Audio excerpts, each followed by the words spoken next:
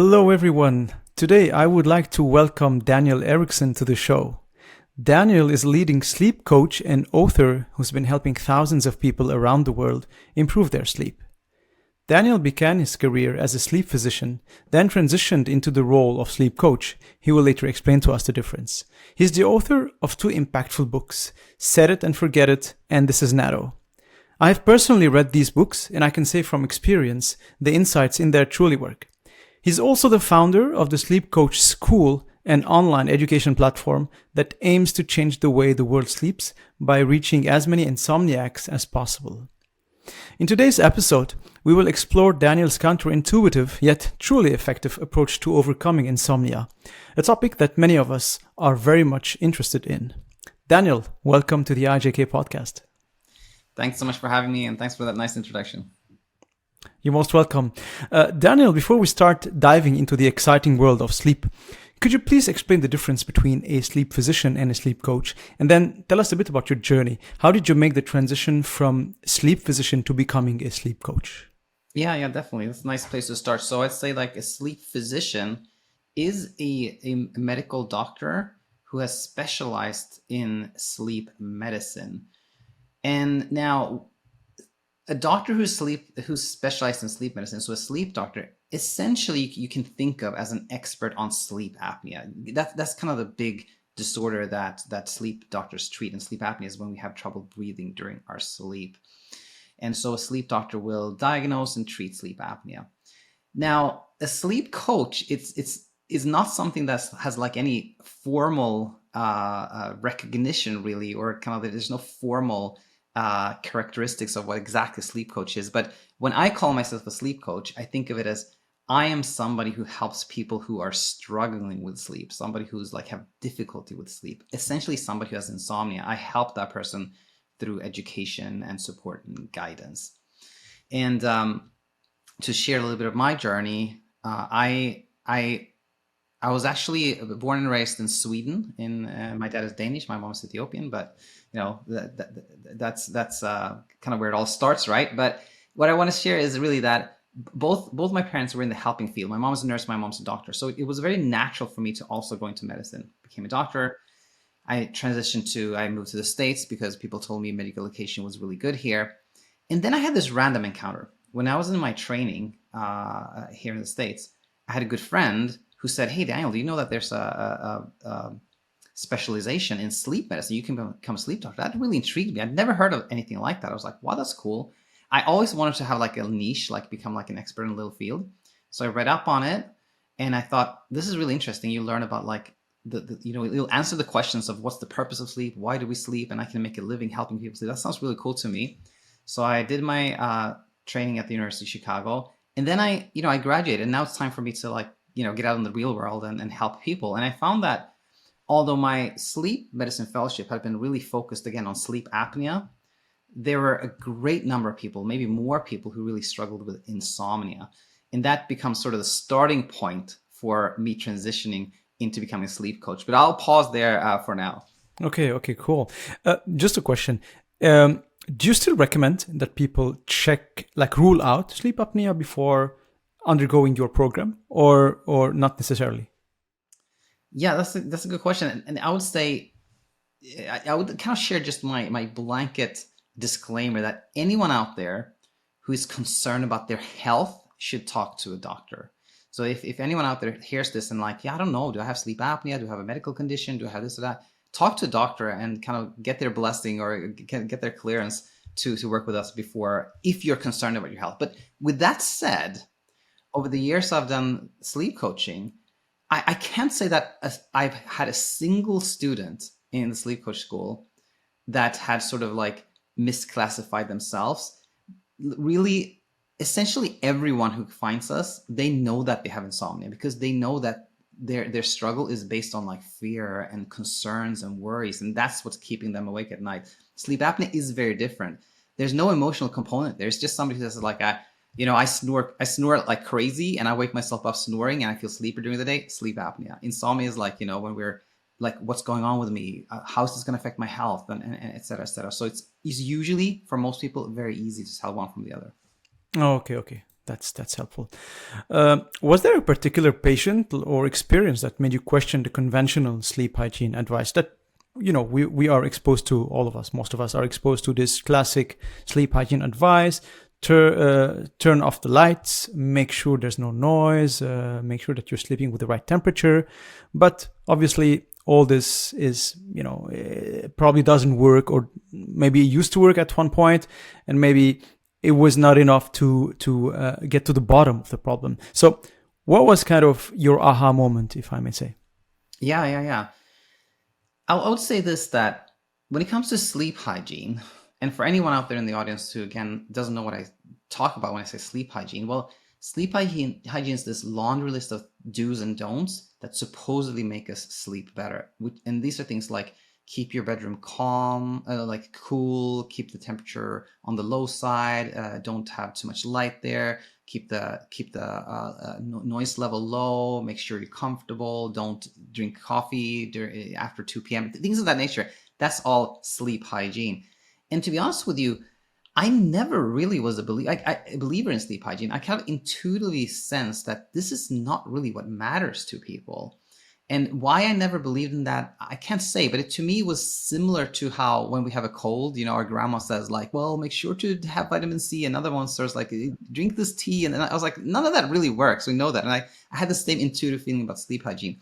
But what I did believe in when I started my practice as a sleep doctor was the kind of mainstream psychological approach to insomnia known as cognitive behavioral therapy for insomnia, or CBTi.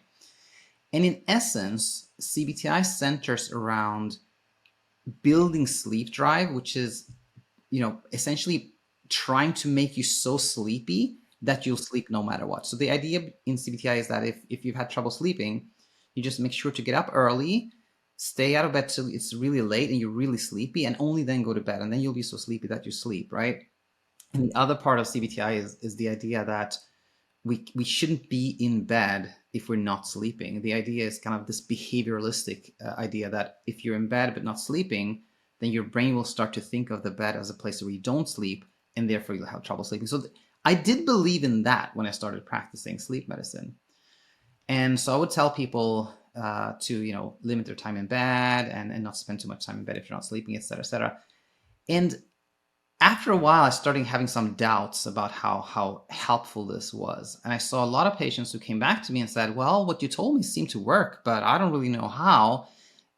There was kind of something missing. There was some insight missing. And there was a specific, in fact, this was not a patient. This was a follower when I started my YouTube channel who said, hey, Daniel, I'm sleeping okay now, but I'm only sleeping about like 4 hours, and I go to bed at midnight and I get up at 6. What should I do? And I knew that the CBTi approach would be like, okay, your sleep efficiency, which is the time that the proportion of the time in bed that you're sleeping, is less than 80%. Therefore, you should spend less time in bed so that you're even sleepier and you fall asleep quickly, et cetera, et cetera. So I knew that the traditional advice to him from CBTi would be spend even less time in bed. But intuitively, it didn't make sense to me. It's like, why would that really help? Maybe a nicer approach would be to be like, well, let me focus on other things in life. Let me be like, okay, I'm only sleeping this little now, but let me do that. And I kind of told this to him. And, I remember him being like, no, I'm going to spend less time in bed. He was like the classical, like, let me kind of force this to work. But that was a moment to me when I saw that I started questioning the wisdom of traditional CBTi. That was a big moment. And another moment was I met up with this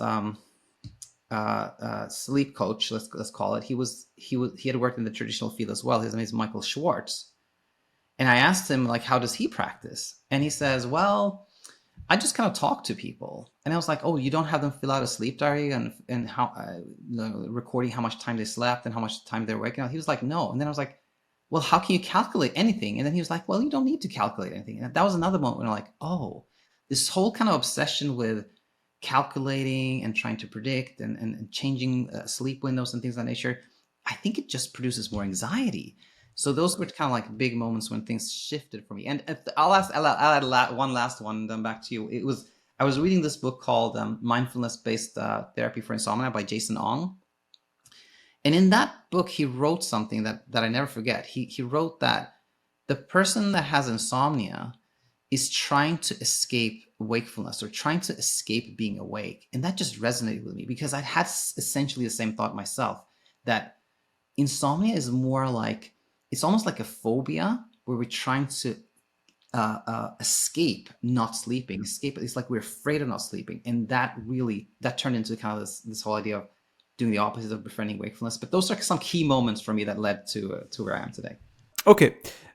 Let's dive now into your core philosophy for better sleep. So you talk a lot about the paradox of sleep effort, and you just mentioned now something along these lines.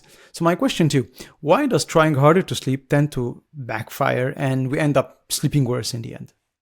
Yeah, absolutely. Great question. And I would start here by saying that in my framework, in my philosophy, one of the most like fundamental truths is that sleep is effortless. Sleep is a passive process. It's something that just happens when we're not trying to make it happen. It's sort of like breathing or feeling or thinking. These are just processes that happen by themselves. And anyone who hears this and goes like, I'm not so sure about that. Well, I can assure you that you can actually find evidence very close to, where you are. You can just think of anyone in your life who is this quote unquote good sleeper, anyone in your life who sleeps very easily. That might be your partner, your dad, your cousin, somebody, right? And you imagine asking them for the key. Imagine asking them, hey, how do you sleep so well? And they will share the secret with you. They will look at you a little bit confused, shrug, and go like, I don't know. Which actually, like I say, like it's kind of like gives a hint. Yeah. But it is true. Like they will say, I don't know, which illustrates how that person who sleeps so well, they are sleeping so well because they're not trying whatsoever to sleep. It is an effortless process. Now, another way we can see evidence of this is to think of the person, the other person we know who's the person that's really struggling with sleep. And we ask that person, well, what are you doing to sleep? And the classic insomnia will tell you like 27 things. They're like, well, I start a wind down routine at 6 p.m. I don't have any coffee after 5 p.m. I eat a light snack. Then I go for a run. And then I have my blackout curtains. Then I do my sleepy. And then I take a supplement. And I still don't sleep, right? So we can just see the evidence clearly just by thinking of these two archetypes, that not trying to sleep, it leads to sleeping easily. And trying to sleep leads to struggles with sleep. And it is a paradox because when you look at almost anything else in life, the opposite is true. If you want to become really good at, playing the guitar, then the more you practice, the better you're going to get, right? If you want to play tennis, like the more you practice, the better you're going to get. But again, sleep is not a skill and it's not a behavior. Sleep is just a state that the mind enters into automatically when we are sleepy and when we're not trying to force sleep, when there's not hyperarousal. So I think that would be my answer there.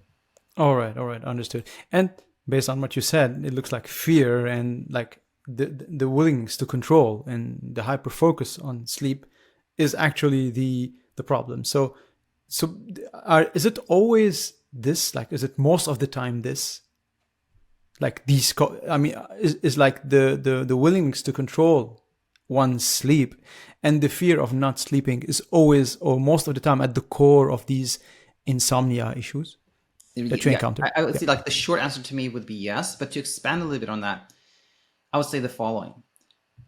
Maybe the most common like pushback I get when I teach, what I'm teaching you and your audience here is somebody saying like, no, Daniel, that's not true. Sometimes insomnia is because I have sleep apnea, or sometimes insomnia is because I have these hormonal things going on, or sometimes insomnia is because I have pain, etc. And then I say that it is of course true that there are many, many things that have an impact on our sleep.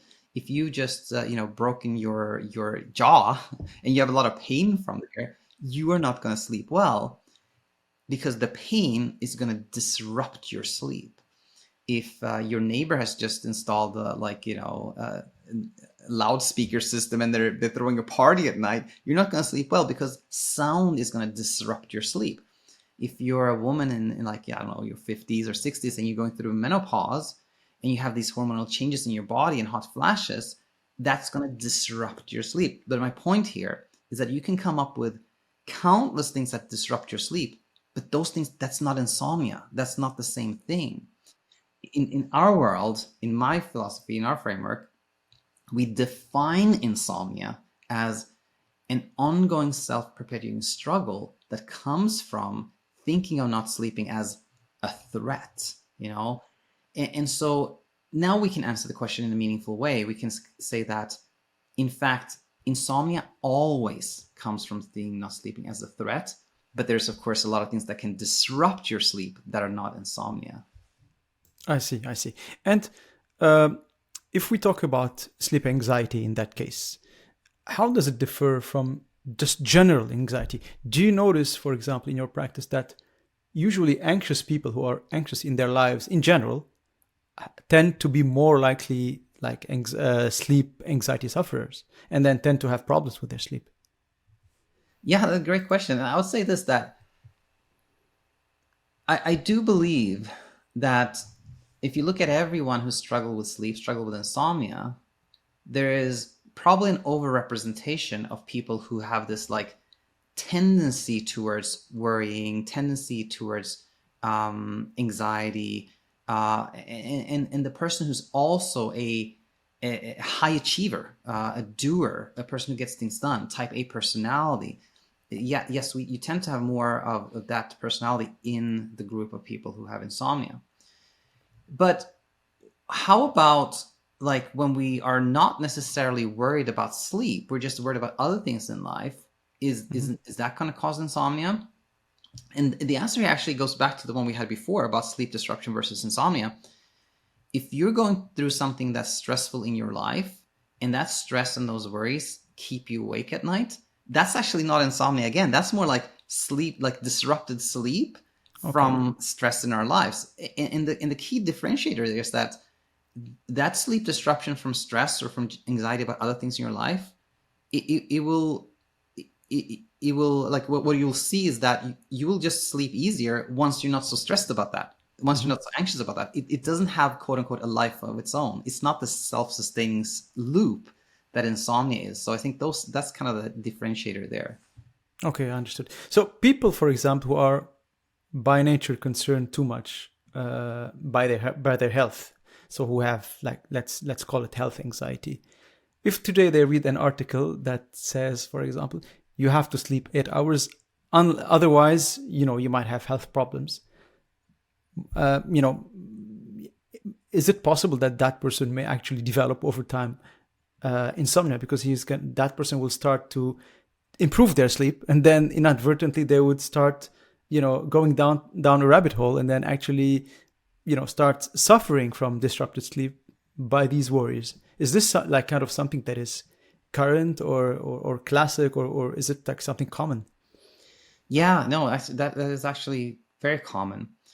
And to give you a full and meaningful answer here, let us talk about the most common way that I see insomnia happen. So the most common way is that we have some type of life stressor. Something happens in our life, right? We're moving, we start college, we have a new job, we're in a relationship, something like that happens, and we're a little bit stressed, and we naturally sleep less. And that happens to all of us. When we are stressed, it's essentially our brain thinking like, maybe there's a threat here, maybe we should be a little bit more alert here, and we're naturally a little bit more awake and vigilant. Completely normal and expected, happens to all of us, right?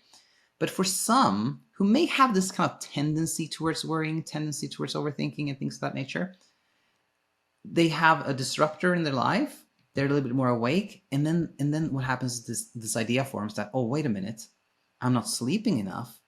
It shouldn't be like this. I'm not sleeping enough. Maybe this is a problem. And that's kind of the moment when their brain identifies not sleeping as a threat. And what happens next now is that this person goes like, oh, wait, I didn't sleep well last night. Maybe it was just a fluke, but let's see what happens tonight, right?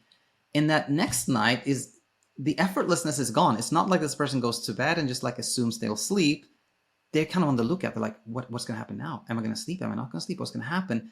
And because of that kind of like effortful, hyper-focus, solving, like, hyper-focus, yeah, exactly. Yeah. They have another night of not sleeping well. And then they go like, oh no, this is not good. I got to do something. And then they start kind of the sleep hygiene. the supplements, the pills, and then they're introducing more effort, have more trouble sleeping. And soon enough, we have the self-sustaining loop that we call insomnia. That's the most common way insomnia happens. Okay. But, and this goes to your question, there is another way. There's another way that not sleeping can appear as a threat that has nothing to do with like an initial disruptor. And that is the person who's kind of like just going about their life, minding their own business, and then reads an article that says, oh, if you don't get 8 hours, you're going to get diabetes.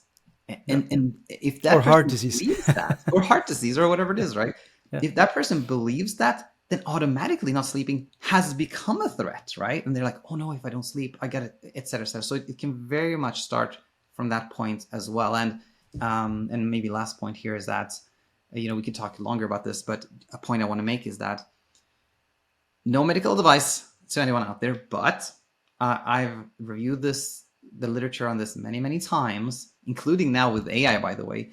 And there just is no evidence that proves that little sleep or insomnia causes any health issues ever. There just is no proof of that. Whenever you see this headline, like, okay, sleeping less than 6 hours is linked to heart disease, well, that's all it is. It's just an association. And if we think about it, do we believe that a person who has heart disease or diabetes or dementia, Alzheimer's, sleep just as well as anybody else? That is unlikely. It is highly likely that any type of health issue is going to impact your sleep. And that's why you can find this link. And by the way, the link between health issues and long sleep, sleeping more than 8 hours, or reporting sleeping more than 8 hours, is actually much stronger than the link between health issues and self-reported short sleep. So again, I think the message here is that there is no evidence that little sleep causes any health issues, and that can be so helpful to learn. Cool. That was one of the questions I was planning to ask, but thanks for already answering it. Okay. I would like to talk about Set It and Forget It, your first book, and some of the interesting concepts that you introduce in this book. So first, what does the title Set It and Forget It really mean? Yeah, that's a great question. And for those of you who are tuning in actually, I know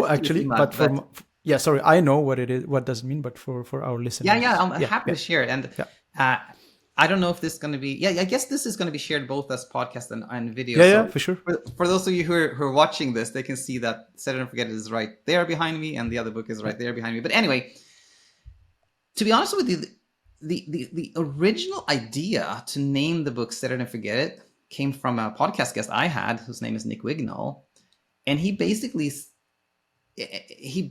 had kind of a CBTi related idea that you can set this like sleep window. You set it in a sense that you just decide, I'll get up at 6 a.m. and I'll go to bed at like 10, and then I'll just forget about that. That's just going to be my routine, and then I'm going to forget it. That was actually the original idea behind Set It and Forget It, but the title has evolved now to more like set it as in understand why you have trouble sleeping, understand yourself and the struggle and how you got here, and then see the invitation to just leave all the problem solving and live your life. That's kind of like the gist of Set It and Forget It. Now, for anyone out there who has had somewhat of a struggle with sleep, I think Set It and Forget It is a great book to read, because it's very easy. It's like the chapters are super short. It's breezy. It has nice illustrations. And I will say that my ideas has changed a little bit since I wrote Set It and Forget It. There's some chapters that I would have written different now. Like there's a little bit of a lack of understanding on my part, but it's still a great introductory book. But just if somebody asked me like, what was your main idea when you wrote Set It and Forget It, Daniel, I would say the following. I would say that my idea when I wrote Set It and Forget It was that insomnia is sort of a problem of attention, that when we're sleeping well, it is thanks to us not really paying any attention to sleep. It just happens by itself. And the more preoccupied with sleep we become, the more attention we focus there, the more effort is introduced, and the more trouble we have. And so I saw the solution, if you will, to be sort of like shifting your attention. Understand what happened, but after that, just look in another direction, like see what else is going on with your life. Go fishing, like, enjoy your life, right? And I think Set It and Forget It has helped a lot of people. I think it still does. but there were some concepts that weren't in there that, that came later. So I'll just pause there. But that's kind of like the gist of Set and Forget It, if you will. Okay. No, that's a great introduction to this book. And I would like to specifically call out the gas and brake model that you introduced in this book, which I find very, very useful, and which really helped me personally to partly get over my insomnia and my struggle with sleep. And it was kind of a relief to know that usually bodies or the human organism has a natural drive to sleep, and it's actually the hyper arousal that we experience that actually stops it. And then this is kind of the aha moment for me. That's where things started to shift. So maybe you can expand on that. Yeah, absolutely. I think that the gas and brake model is probably like the most valuable chapter in that book, honestly. And that model that you're referring to, the gas and brake model, still to this day, teach it all the time. It's part of every course I make and every program I create. So I think it's a really nice one. So for anyone who wonders, like, oh, what is this? What is the gas and brake model? Well, essentially, it's a very simple way of understanding how sleep works. And why that is valuable is because of the following. We're often led to believe that sleep is quite complicated.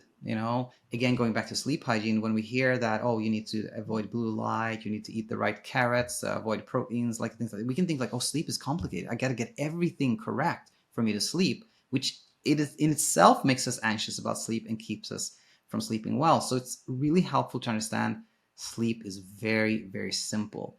Think of a car that has two pedals. It has a gas pedal that makes the car move forward, and it has a brake pedal that makes the car stop. This is essentially the same for true for sleep as well. There's a gas and a brake in the sleep system. And the gas in the sleep system is what's called sleep drive, or sometimes called sleep pressure. And this simply represents how much our body wants to sleep at any given moment in time.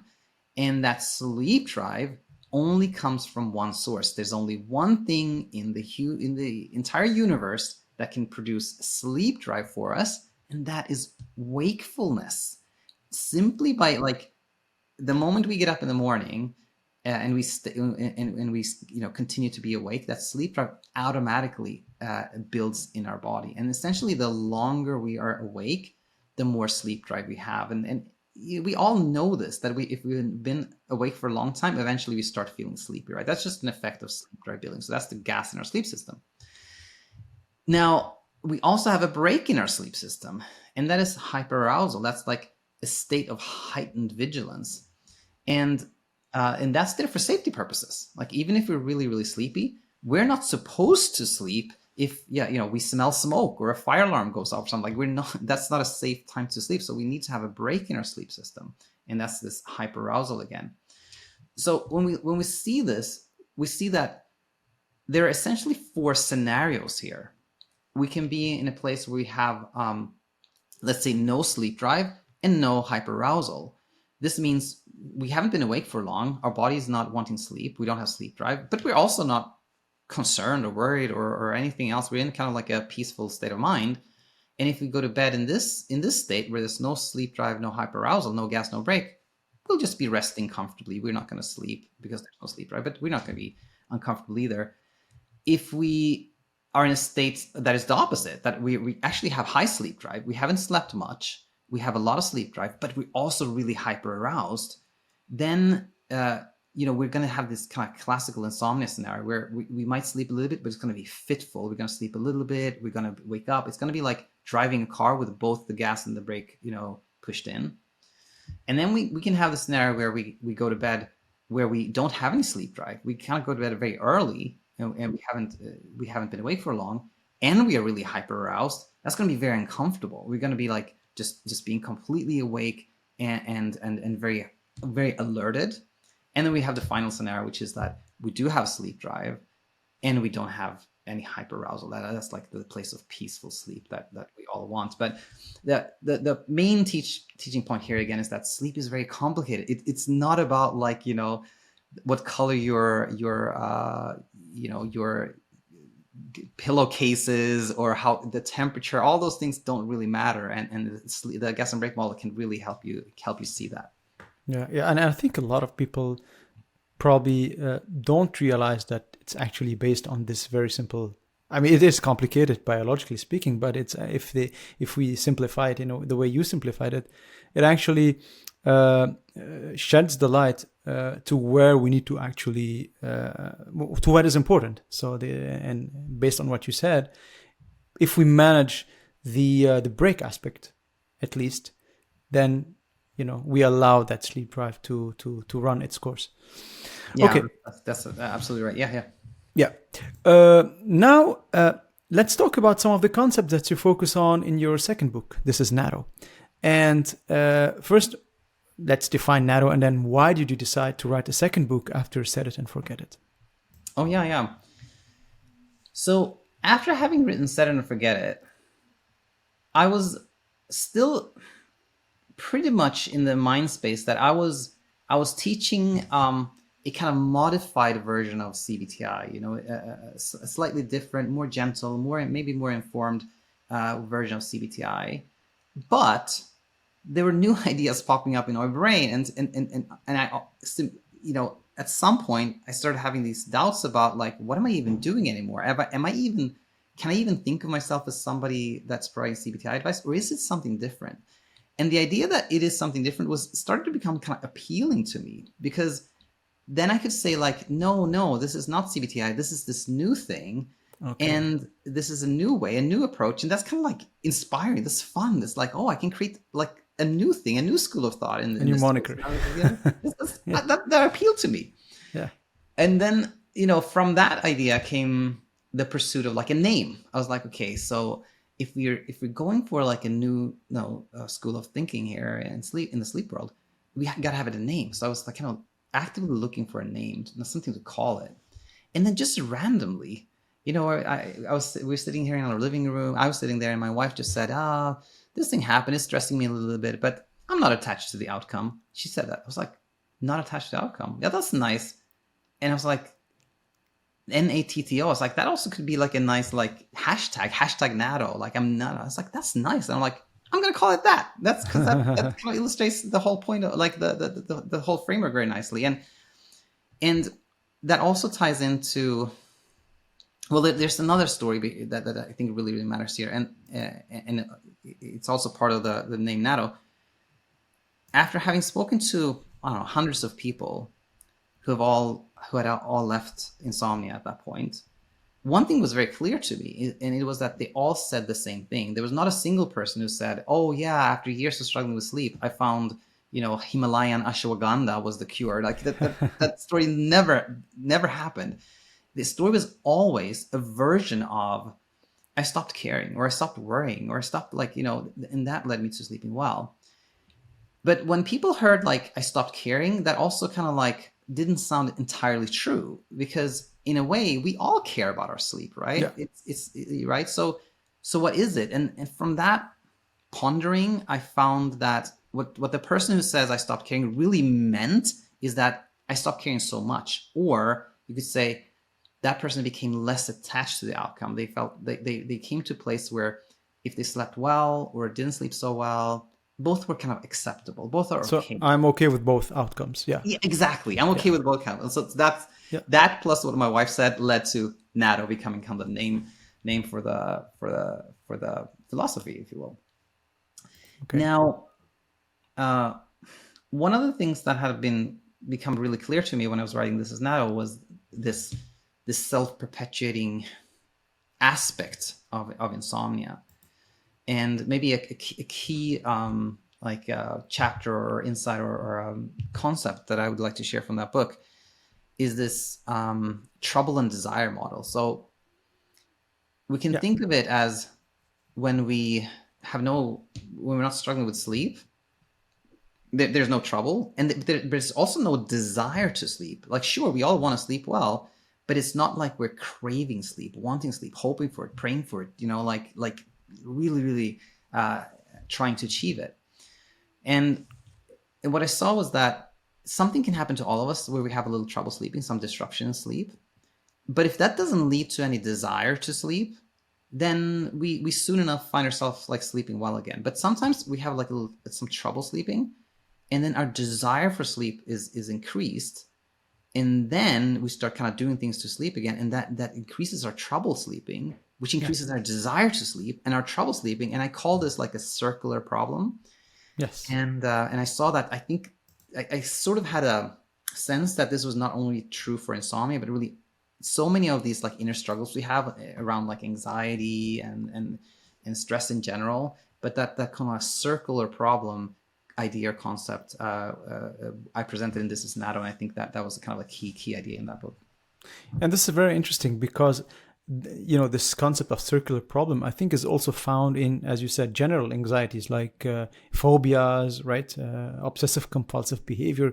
So again, going back to my initial point, you find again some commonalities between like this type of insomnia and anxiety conditions. Yeah, absolutely. And this is, I didn't plan this to be kind of a plug for my next book, but now it naturally becomes that. So actually, today we're recording, what is the day? May 9th. On May 12th, my next book, which is called Principles of Natto, is coming out. And when I wrote This Is Natto, I had this kind of like this sense, this feeling that all these inner struggles, like you said, like phobia, OCD, whatever it is, PTSD, anxiety in general anxiety, they're all somehow related, but I couldn't exactly, formulate how that is. But after like a lot of pondering, thinking, and talking with the community and the other coaches, I now see that the key, like the central concept, or the central like substrate, let's say, like the building block for any form of inner struggle, is what I call tokenization. Tokenization simply means when our brain thinks of something that's inherently harmless as a threat, and that thing becomes like the token. The thing that's harmless, that becomes viewed as a threat. Now, with insomnia, that token is being awake at night. The thing that is actually harmless, being awake at night, has become misinterpreted, mislabeled as a threat, and that leads to a struggle. Yeah. If we then take a specific phobia, let's say arachnophobia, well, it's pretty obvious. Fear of spiders. Right? Yeah, exactly. Yeah. The token is the spider, right? The thing that is not really harmful has become labeled as a threat for us, right? And the more we try to escape this threat, the more we kind of reinforce that spiders are dangerous, and the more of a loop we have there. General anxiety is interesting because there, the token is the emotion that we call anxiety. Anxiety is actually perfectly harmless to feel, but if we start to think of feeling anxious as a threat, you can see how that becomes a loop, because we all feel a little bit anxious during the day, but if we then think, oh no, I shouldn't feel anxious, this is a threat, guess what? Then anxiety produces more anxiety, which produces more anxiety. And so what I really think now is that the commonality, like the substrate for all these versions of the inner struggle, is this, that our brain mislabels something harmless as a threat, which, by the way, is a feature and not a bug. Meaning, we can often think that, this is so dumb. Why is the brain doing this? But it's, of course, evolved to do exactly that. When we hear some weird noise in the bushes, our brain is supposed to think, maybe this is a threat. I think this is a threat, until, oh no, it's just my friend there. It's not a threat. Like, the brain is supposed to have the ability to temporarily label something as a threat until it sees that it isn't. But the tricky part is that it can get into these loops. These unfortunate where it's kind of self-feeding itself. So it's a feedback loop that is self-feeding itself. Yeah. Okay. So you also mentioned in This Is Natto a concept, or let's say an activity, which you call befriending wakefulness, which is quite interesting as well. So even in the middle of the night, when people wake up, you believe that this can help also overcome sleep struggle. So can you maybe elaborate more on that point as well? Yeah, absolutely. And yes, the befriending wakefulness concept is a really key one in our teaching around insomnia, and tying it into what I just shared about tokenization and our previous discussion, insomnia really comes from this notion that not sleeping at night, being awake at night, is like a threat. It's not good. It shouldn't be happening. And that leads to this loop we've talked about. When you see this, you can also see that the change from having trouble sleeping to sleeping well will occur once our brain understands there is no threat. There's nothing to be afraid of. There is nothing to worry about. And doing that, going back to a place where we see no threat, once we started seeing wakefulness as a threat, we call befriending wakefulness. It's kind of like how to meet insomnia, if you will. And there are really three components to befriending wakefulness. Firstly, it is simply intellectually understanding that there is no threat, right? And that often doesn't take so long for people to see, to realize that, okay, there is no real threat. The tricky thing becomes that we often then end up in a place where we're like, okay, intellectually I see that there's no threat, but I'm still scared. I'm still worried. And what we then want to do is like experientially learn that being awake is no threat. And how do we do that? Well, that's like the second layer of befriending wakefulness. That is the sort of exposure therapy aspect of this, which is when we find ourselves not sleeping, when we find ourselves awake in the middle of the night, we do something that makes that more acceptable for us, makes it show the brain that it's okay to be awake. This is not something we need to escape or get away from. Oftentimes when we've had a sleep struggle and we're awake at night, our intuitive reaction becomes like, oh no, what can I do now? Maybe I should read a boring book, or I should just lay with my eyes closed and hope to sleep or something like that. Or we start some rituals. Some ritual, listen to soothing podcasts, doing some breathing exercises. But that just becomes this this sleep effort, this thing we do to try to sleep, which keeps us awake. So why don't we do the opposite? Why don't we read an interesting book? Listen to a podcast that we enjoy, or even watch a Netflix show, or just rest. Anything that you do when you're awake at night that is not an attempt to sleep is befriending wakefulness, making it acceptable for us that we happen to be awake at night. And it's kind of paradoxical, but when our brain sees that there is no threat, everything is fine, even if we're awake at night, then we will sleep easily. And the third component of this is like the self-kindness aspect of not being hard on ourselves, not criticizing ourselves for being awake at night. But one more thing I want to add to that is like the most common misunderstandings and the most common pushback. And a very common pushback is, hey, Daniel, what if I actually pick an interesting book at night to read when I'm awake at night? Won't that just keep me awake longer? Won't that just make me even more awake? And when people say that, I'm always like, now you're into something. Like you found something, you discovered something really, really helpful. When you said, oh my gosh, isn't that going to make me more awake? Then you just described your own fear of wakefulness, which is why you're awake. Even more, an invitation to befriend wakefulness there. That's the most kind of pushback I get, and how I respond to that. Now, the most common misunderstanding of befriending wakefulness is that it is an activity, that is something we do. In reality, it is actually an invitation for non-doing, meaning if I'm awake at night and I'm reading a book, I'm not reading that book to sleep. Reading is just an alternative to trying to sleep. So even befriending wakefulness is just an invitation for non-doing.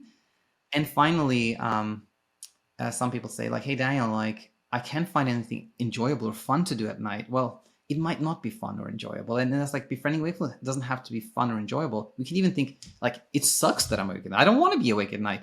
But even if we think it sucks, we can still be accepting of the fact that, well, this is happening and I can't really control it.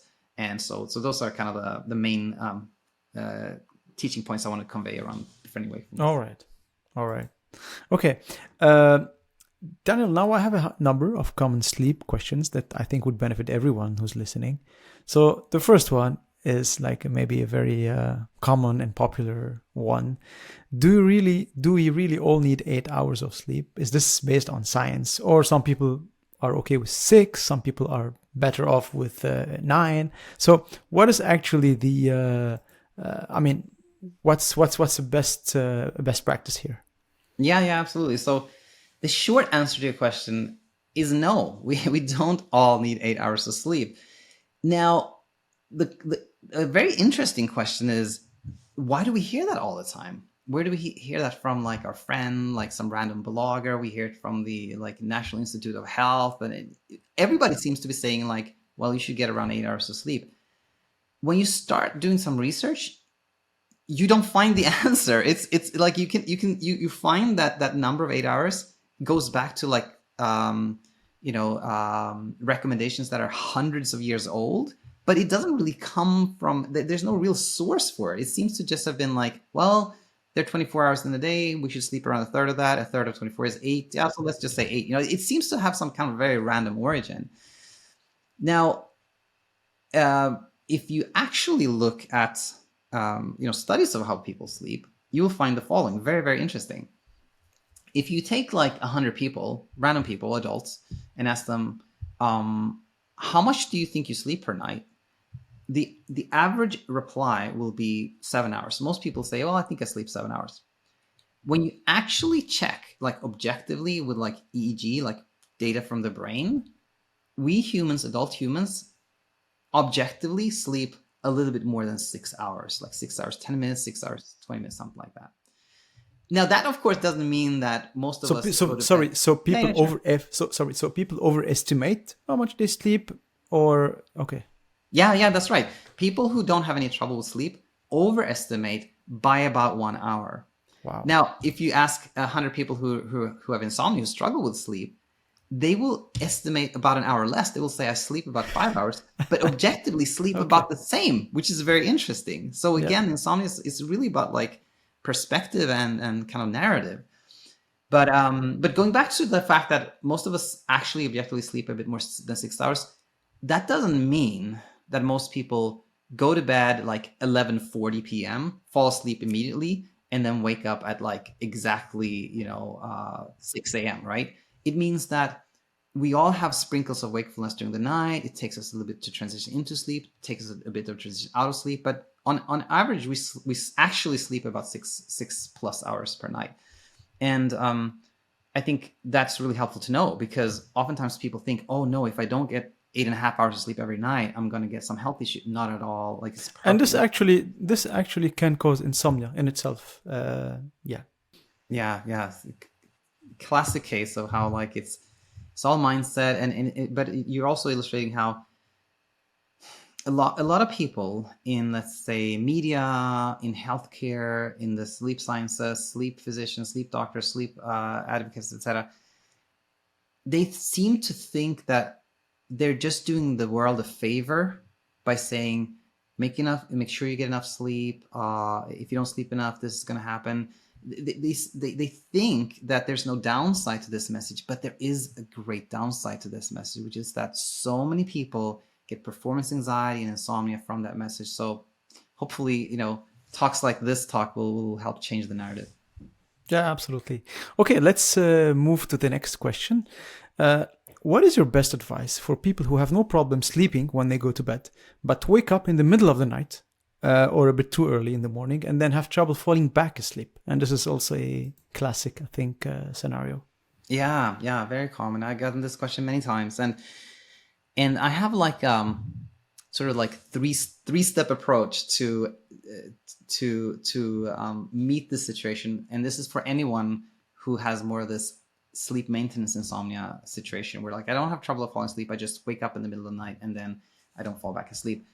I would say step number one is see the invitation to not know the time. What a lot of people say is like, I don't know, I have no problem falling asleep, but then I wake up and it's 2 a.m. and then and I stress out and I'm like thinking about that. But a lot of that comes from you doing the sleep math of checking the time and being like, oh no, I didn't sleep enough. Oh no, I only had this much time to get back. And if you think about it, when did you ever wake up in the middle of the night, check the time, and then feel like, oh, how nice that is this time. That's perfect. Now I'm going to, it always leads to some kind of worry or sleep math. So generally speaking, really helpful to just not know the time. Keep things fuzzy. Don't know the time. That's number one. Number two is to accept reality. And the reality is that if you wake up, if you find yourself kind of wide awake in the middle of the night, well, you are awake now. And if you try to like argue with that, if you try to like change reality and force yourself to fall back asleep as quickly as possible, you're never going to win in kind of an argument with the reality. You're just going to have more struggle, right? So just accept the fact that you're awake, and then befriending wakefulness is like number 3 there. Instead of trying to force yourself to sleep, see the invitation to just do something nice for yourself. And as paradoxical as it sounds, this actually leads to us falling back asleep easier. Yeah. One thing that worked for me is as you said, I read a book, and, more often than not, sleep comes back after half an hour or an hour. And then, and I read something that I enjoy. Yeah. And for those in the audience here who gets this, a couple of people are going to be like, Imad, tell me which book. I'm going to buy the exact same book and I'm going to read it. No. It wasn't the book that made Imad fall back asleep. It was just the fact that you were no longer trying to sleep. You're just doing something you liked, and then sleep follows naturally. Correct. All right. Next one. How do you view the fear around blue light and screens at night? Also in the media, we always hear, don't use laptops, don't use the phone close to your bed, etc. Is there like actual science that says that blue light will actually disrupt the sleep? Or in general, does it intervene with melatonin production and all these biological components that gets released when someone is sleeping? Yeah, I've not found any evidence that blue light is particularly disruptive to sleep, or that's different from actually any other wavelength, or definitely not that it causes insomnia. Not at all. And again, if we think about people who have no trouble sleeping, many of people who have no trouble sleeping break every sleep hygiene rule that there is, including like myself. Like every night I go to bed, and me and my wife watch some Netflix show or some TV show on a laptop that's literally like this close to my face, it's flooded with like a backlit screen light, and I have no problem sleeping whatsoever, right? So I think, in fact, it is when we start thinking like, oh no, I need to sleep better, so I need to stop, I need to block blue light, I need to do these things to sleep better. That's when we have trouble. So yeah, I don't think there's any evidence. So that's simply just another ritual that is backfiring. Yeah. I call that a myth. Yeah. A myth. Okay. What do you think about sleep trackers and, those wearables now, and people like measure every night how much they slept and how much was REM sleep, etc. I mean, what about that? yeah, people. I think probably people who have tuned into this episode can guess what I'm going to say, and that is that for anyone who's like struggling with sleep, not sleeping well, or not feeling like you're not getting enough sleep or good quality sleep, tracking it is tricky. It's more likely just going to lead to more stress, less sleep, and feeling less refreshed. Again, because of this effortless nature of sleep, it thrives on nothing, And what I want to add to that is, some people ask like, well, don't we need this amount of REM sleep or deep sleep or slow wave sleep to feel refreshed? And when I was working as a sleep doctor, I used to read sleep studies, which is like, I used to interpret this raw data from EEG, right?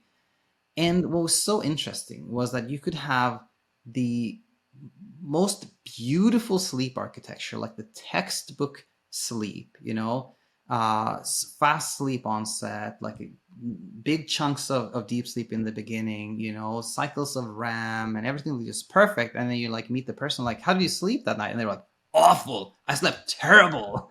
And the complete opposite. You had this typically elderly person who had like 5 hours of fragmented sleep, like no REM sleep, no deep sleep. And you're like, how did you sleep? And they're like, I slept great.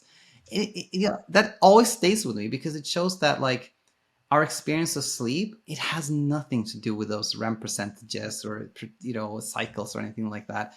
It is much more to do with, how we perceive sleep and how we think about sleep and how we think about our day, like we can just to sneak in one more little example that is like, or one little thought here, is that a lot of people have the idea that if I just sleep more in general, I will feel more refreshed. But that often is not true. And if we think about, so far we've talked about insomnia, we talked about anxiety, phobias, and all these things are kind of mind states where we are hyper aroused, where we're kind of like scared, we're threatened, we're like hyper vigilant, right? But the polarity of that is when we're hypo aroused, right? When we are depressed, when we're sad. And when we humans feel like depressed and sad, we tend to sleep a lot. We sleep like 9-10 hours. But do we feel refreshed? No, we feel tired, and we don't feel well, right? So just another illustration of how like sleep is not the main determinant of how we feel during the day, and that's so helpful to know, because then that leads us to less pressure and easier sleep. That's right. Next question. What's your opinion about sleep medication? Can they play a role in recovery, or they're usually part of the problem? Yeah, that's a nice question, and one that takes a few minutes to answer in a meaningful way. But I would say this, that we said already that sleep really is effortless. Like, it happens by itself when we're not trying to sleep, right?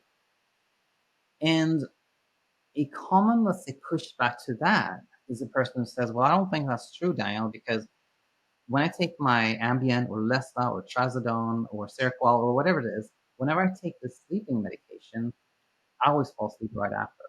So that, to me, the person making this case is saying, well, that shows you that sometimes sleep can be produced, like you can do something to sleep.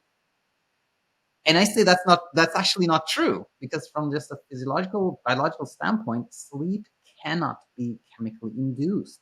That's actually impossible. It cannot happen. Yes, we can have anesthesia where we are not asleep, we're actually unconscious. Yes, there are medications and drugs that can render us unconscious, but there's no medication that can make us sleep. If common proof of this is somebody who's like really desperate to sleep, really anxious, and then they take like 3 times their amount of sleep medication, still don't sleep, which shows us that if we're worried, anxious, doesn't matter how much sleep medication we take, we will not sleep. But that has not answered the question of this person who says, well, when I take it, I always fall asleep. So what's going on there? That phenomenon is something we call delegation. When we take a pill, a sleeping pill, 2 things are happening. Yes, there are some chemicals that are dispersed in our body, true.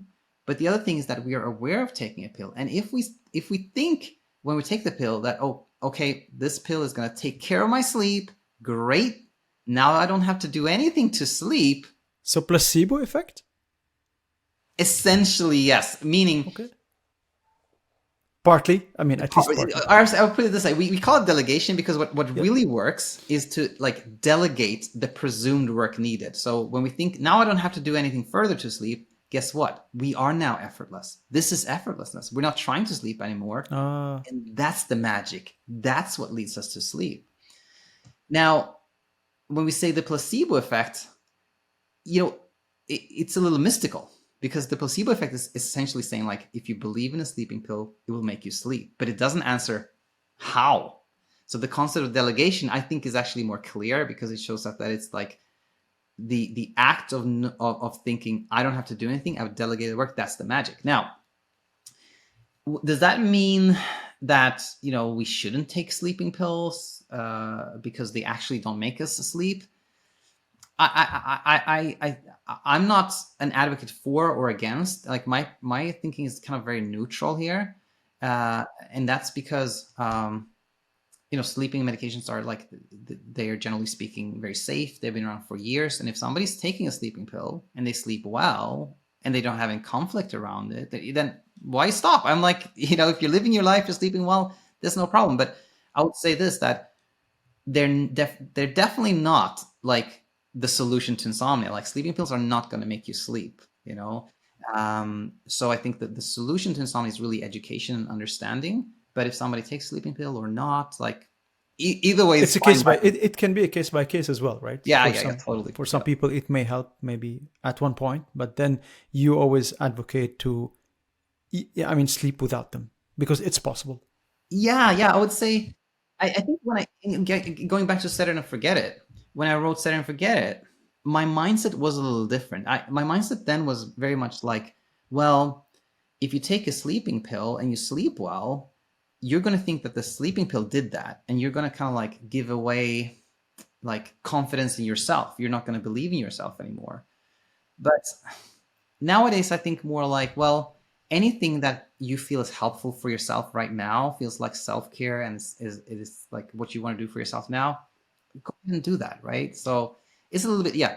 You can see this is a little bit more of a gray area, but Yeah, just an add-on question to this. Could it be that some of those sleep medication actually inhibit like maybe some part of the brain that worries, so that maybe the break maybe is then released and sleep can happen? Maybe this could be also because most of them are very, by the way, I noticed that a lot of those sleep medication are common with anxiety medication. Like they are like almost the same.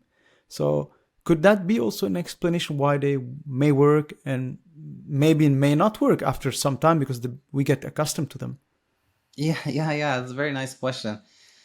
And my answer to that would be all that sleeping, the chemicals in a sleeping pill or in an anti-anxiety pill as well, are all actually simply sedating. Like whether it is like a, antidepressant, antipsychotic, benzodiazepine, or all they really do is produce some level of sedation, right? Just like alcohol or maybe cannabis or anything that is sedating can, no, let me rephrase that. Let's just say they're all just simply sedating. And sedation and like peace of mind or calm are actually very different things, because like Sorry, for my understanding, when you say sedating, it means like numbing some parts of the brain. This is what you mean. So make it less active. Yeah. Okay. Okay. They do suppress neuronal activity at some level. That's true. But there is a kind of a higher order of things, meaning if we're worried and we take, let's say, like some anxiolytic pill, we can start feeling like the sedating effect affecting us. And if we then think, oh, how nice, I'm starting to become sedated, I don't do anything further, yes, then we can fall asleep. But again, it's the thought that matters. If in the exact same scenario, if we kind of worry, we take a sedating pill and we're starting to feel sedated, and we go like, oh my gosh, I'm feeling sedated, I hope this works, will this make me sleep? This better make me sleep. At least in the other direction, right? So to me, it illustrates like the primacy of thought. Like the thought, the narrative interpretation is always what matters the most. And now, like, final point here is like, you're essentially asking like, but couldn't it be that like the chemicals within a pill to somehow kind of disables our safety system, kind of disables the brake, disables hypervigilance. Yeah, disables hypervigilance. Yeah. And my answer to that would be like, if you can imagine that you are so inebriated, like you're like incredibly drunk, right? So impacted by alcohol that you can't even formulate a coherent thought, yeah, your safety system is inactive. So, and that can make you sleep, true, but that's not really what happens when we take a pill, right? So I'll answer it that way. All right, cool. No, this is cool. Final question. Should people worry about sleep debt, this concept that we hear about in the media, which is basically catching up on missed sleep in the past? I don't know what you think about this. No, my answer to that is not at all. There's nothing to worry about there. That's another myth, actually. It's a myth, okay. Yeah, it is a myth, meaning sleep pressure, sleep drive, it's true. It's true that the longer we stay awake, the more like our body wants to sleep, and that kind of sleep pressure builds up. But if we realize that we've been like missing sleep for years, whether it is for insomnia or whether it is because we have small kids, or we were like an entrepreneur who was like really into our business, and like for 5 years I think I slept 1 hour less than I should every night. I mean, it's like, oh my gosh, I have like 365 times 5, like I have 1,000 hours of sleep debt, and how am I gonna repay all the sleep debt? No, That's not a real thing. It doesn't accumulate like that. It's sort of like if you have been eating 100 calories less than was like ideal for you for 10 years, you're probably going to be really lean and skinny, but you're going to function pretty well anyway, right? And it's not like you now have to eat like thousands of calories extra every day. No, it's like your body can cope with that. So nobody needs to worry about sleep that. And if you for any reason been sleep deprived, it takes, I would say, the matter of days or weeks, and your sleep that quote unquote sleep that is like paid repaid. Okay. All right. Cool. Now let's talk a little bit about your projects. First of all, I'd like to know, who is Ellie? Yes. Yeah, for anyone out there who's wondering, Ellie is our AI, like ChatGPT powered bot that is answering questions in our app, which is called Bedtyme, spelled with a Y, Bedtyme, which is available on the App Store for anyone interested. And so Bedtyme really has like a educational curriculum, which I think is key. But then we also have Ellie there who can answer questions for you. And it was my lead developer, Hang. He told me like a year and a half ago or something about like, ChatGPT. Everybody had that ChatGPT moment, like, this is so cool. And he was like, we should develop a bot. And we did. So I already had a quite big like question and answer bank, and I like imported that into ChatGPT and built Ellie. And yeah, the first time I used Ellie was like spooky. I'm sure many had that moment of like, I answer questions like, oh my gosh, Ellie answers just like I do. Like, this is like me in a bot form. This is insane. But yeah, that's Ellie, and I know from reviewing kind of like we call it de-identified logs, as well as from talking to students, that people actually have these like intimate conversations with Ellie, and it thanks Ellie and says, thanks so much, and like, this was so helpful, and it's very interesting. But I think on one hand, like, leaving Insomnia, for many people, it helps to actually speak to another human, to get that kind of like, the empathy and just knowing that somebody else has gone through that. But AI definitely has a role to play here too, and Ellie's been really helpful. Yeah, perfect. I mean, it allows, I guess, people to access anytime, anywhere, a sleep coach who's trained on your curriculum and your courses, correct? This is so basically you've used a ChatGPT core algorithm, and then you guys have trained it on the materials that you teach, correct? Yeah, exactly right. Okay, very, very interesting. So what are other features of the Bedtyme app in addition to Ellie? So does it allow, for example, for like watching videos as well, and or this is like the online platform, the website? Yeah, we have our YouTube channel, the Sleep Crush School, where we have like tons of educational videos. And the app itself is actually not very feature rich, and that's by design, because when we're struggling with insomnia, we actually want to understand that there's all we want is like education and understanding and getting our questions answered. So really, it is that curriculum where like every day you're dripped like an educational module, like to read. And it takes probably just like 5-10 minutes a day to read that educational model. And then there's a little bit of a diary with asking you kind of how you felt and how things are going for you. And then there's like the Ellie to answer your questions. And of course, if you want to have a conversation with a real human coach, there's a plan for that too, where you get paired with a coach who has gone through insomnia as well. All right. Okay.